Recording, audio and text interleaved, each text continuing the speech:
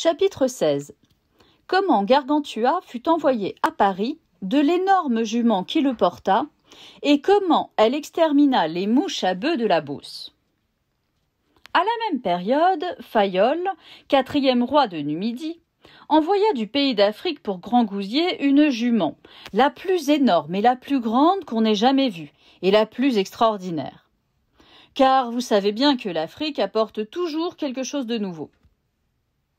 Car elle était grande comme 6 éléphants, et elle avait les pieds fendus en doigts, comme le cheval de Jules César, les oreilles pendantes comme les chèvres du Languedoc, et une petite corne au cul.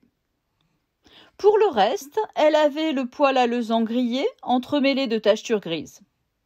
Mais surtout, elle avait la queue horrible, car elle était, plus ou moins, grosse comme la pile de Saint-Mars auprès de Langeais, et carrée de la même façon, avec des mèches en crochet, ni plus ni moins comme les épis de blé. Si vous vous émerveillez de cela, émerveillez-vous davantage de la queue des béliers de Scythie et des moutons de Syrie, auxquels il faut, si Tenot dit vrai, ajuster une charrette au cul pour la porter. Tant elle est longue et pesante. Vous n'en avez pas une pareille, vous autres paillards de plat pays. Et elle fut amenée par mer dans 3 caracs et un brigantin jusqu'au port d'Olonne en Talmondois. Lorsque Grand Gousier la vit, il dit « Voilà bien ce qu'il faut pour porter mon fils à Paris. Or ça, par Dieu, tout ira bien. Il sera plus tard grand clerc. Si ce n'était messieurs les bêtes, nous vivrions comme des clercs. »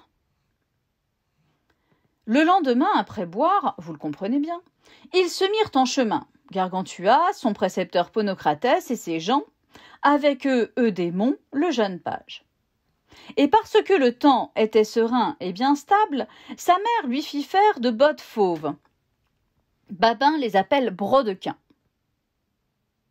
Ainsi, ils passèrent joyeusement leur chemin, et toujours grande vie, jusqu'au-dessus d'Orléans. Il y avait là une ample forêt de 35 lieues de long et de 17 ou environ de large. Elle était horriblement fertile en mouches à bœufs et en frelons, de sorte que c'était une vraie attaque de brigands contre les pauvres juments, ânes et chevaux. Mais la jument de Gargantua vengea noblement tous les outrages qu'on avait perpétrés en cette forêt sur les bêtes de son espèce, par un tour dont il ne se doutait pas. Car dès qu'ils furent entrés en la dite forêt, et que les frelons lui eurent livré l'assaut, elle dégaina sa queue. Et en s'escarmouchant, elle les moucha si bien qu'elle en abattit tout le bois, à tort et à travers, de ça, de là, par-ci, par-là, de long, de large, dessus, dessous. Elle abattait le bois comme le faucheur d'herbe. En sorte que depuis, il n'y eut ni bois, ni frelons, mais tout le pays fut transformé en campagne. En voyant ça, Gargantua y prit un bien grand plaisir, sans autrement s'en vanter, et dit à ses gens « Je trouve beau ce... » D'où ce pays fut appelé la Beauce. Mais tout leur déjeuner fut de bâiller. En mémoire de quoi encore, à présent, les gentilshommes de Beauce déjeunent d'un bâillement, et ils s'en trouvent fort bien et n'en crachent que mieux. Finalement, ils arrivèrent à Paris. Il s'y rafraîchit 2 ou 3 jours, faisant bonne vie avec ses gens, en demandant quelle personne savante était pour l'heure en ville, et quel vin on y buvait.